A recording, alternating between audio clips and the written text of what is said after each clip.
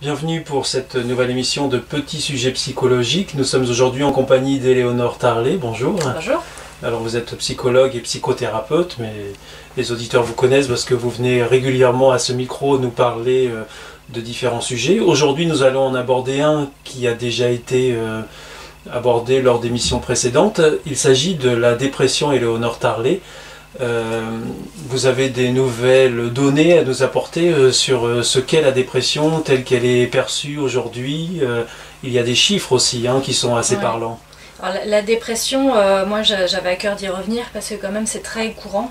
Donc pour donner un peu des chiffres, on sait qu'il y a un suicide toutes les 9 minutes en Europe. C'est beaucoup. C'est beaucoup. C'est aussi la troisième cause la plus fréquente de consultation en médecine générale. Et 300 millions de personnes dans le monde en souffrent. Parmi les Français, c'est 19% des Français de 15 à 75 ans qui ont vécu ou qui vivront un épisode dépressif au cours de leur vie. Et on sait que les risques de rechute sont très élevés.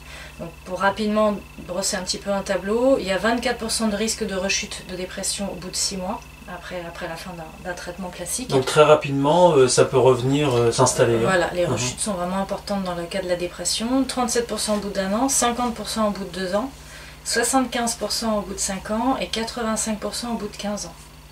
Et ce qu'on sait aussi, c'est que chaque épisode de rechute, ou chaque épisode dépressif nouveau, augmente le risque de rechute de 15%. Et que chaque épisode est plus sévère à chaque rechute. D'où l'intérêt vraiment de parler de cette maladie qu'est la dépression et de la prendre en charge rapidement. Oui, parce qu'on tombe vite dans un cycle infernal avec la question de la dépression. Quand on parle de dépression, Éléonore Tarlet, de quoi est-ce qu'on parle exactement? Comment est-ce qu'on identifie la dépression?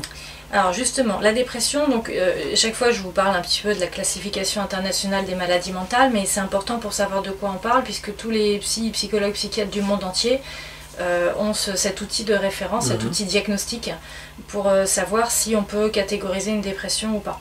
On peut s'en rendre compte soi-même qu'on est en état de dépression ou... Oui, en général on n'est pas bien, on a une humeur, nous quand on dit oui je suis déprimé, voilà, donc ça c'est le langage courant. Ensuite déprimé, nous pour parler de dépression caractérisée, il faut que ça dure, que le même état d'altération dure depuis au moins 15 jours et que dans la liste que je vais vous donner, on ait au moins 5 de ces symptômes-là qui soient présents. D'accord, donc il y a une liste bien précise. Voilà, alors je vais rapidement vous les donner parce que c'est important. Oui. Donc il faut qu'il y ait une humeur dépressive qui soit présente la plus grande partie de la journée et presque tous les jours. Et il faut qu'il y ait une diminution marquée de l'intérêt ou du plaisir pour toutes ou presque toutes les activités. Donc chaque fois, je vous dis, c'est presque tous les jours. Donc des choses qu'on aimait faire avant, on a perdu l'intérêt, perdu le goût, alors que ça nous apportait beaucoup de plaisir auparavant. Et ça au moins sur un laps de temps de 2 semaines, c'est ça? Voilà, toujours. Il faut qu'il y ait une perte de poids significative, évidemment à l'absence de régime bien sûr, ou un gain de poids. Donc quand on dit significatif, c'est une différence de 5% par rapport à avant. Il faut qu'on observe des insomnies ou au contraire hypersomnies. Donc à nouveau presque tous les jours. Si une fois tous les 15 jours vous dormez mal, on ne va pas catégoriser ça bien sûr en dépression. Il faut qu'on observe aussi une agitation ou un ralentissement psychomoteur. Donc, par exemple, on est fébrile ou au contraire on se traîne. Vous savez, souvent les gens disent je sais pas ce que j'ai mal de chien à faire les choses, il faut que je me pousse, tout est difficile, tout est pénible, tout me fatigue. Il faut qu'il y ait une fatigue ou une perte d'énergie présente presque tous les jours. Il y a aussi un sentiment de dévalorisation, de culpabilité excessive, inappropriée. Donc par exemple, ça va être, mon père quand j'étais petite il est parti à cause de moi, ou mes enfants ne travaillent pas à l'école, c'est à cause de moi, je suis une mauvaise mère. Il faut que ce soit vraiment excessif ou inapproprié. C'est pas j'ai blessé ma meilleure amie, je m'en veux. Ça, c'est adapté. Il faut qu'il y ait une diminution de l'aptitude à penser ou à se concentrer ou une indécision, presque tous les jours. Et parfois, on observe aussi des pensées de mort récurrentes ou des idées suicidaires récurrentes ou un plan précis pour se suicider. Alors ensuite, il va y avoir tout un diagnostic différentiel. Évidemment, il ne faut pas que ces symptômes-là soient présents à cause d'une hypothyroïdie, par exemple, ou parce qu'on abuse de certaines drogues. Donc on va bien vérifier ça, nous, en tant que psy, que ce ne soit pas dû à une affection médicale ou autre chose par ailleurs. Et cette liste précise permet aussi de ne pas confondre avec d'autres maladies psychiques. Voilà, c'est ça. Par exemple, le trouble bipolaire, ça n'est pas catégorisé comme une dépression. C'est un autre trouble psychique, mais on va alterner des phases de dépression et des phases de surexcitation.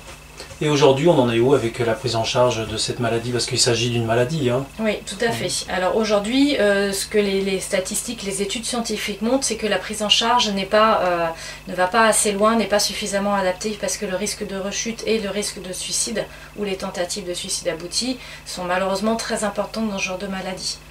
Donc la prise en charge aujourd'hui classique, elle est pharmacologique, chimiothérapie on va dire, antidépresseurs, anxiolytiques, et elle est avec ce qu'on appelle des thérapies classiques, une thérapie de soutien, et qui ne va pas être suffisamment efficace pour retraiter les racines du problème.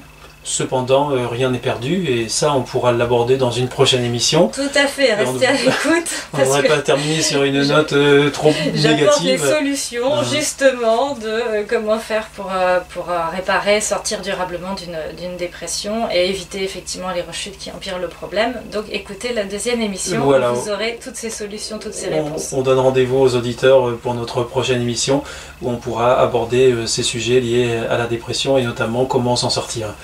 Merci beaucoup Éléonore Tarlet, à bientôt pour un prochain petit sujet psychologique. Au revoir. Au revoir.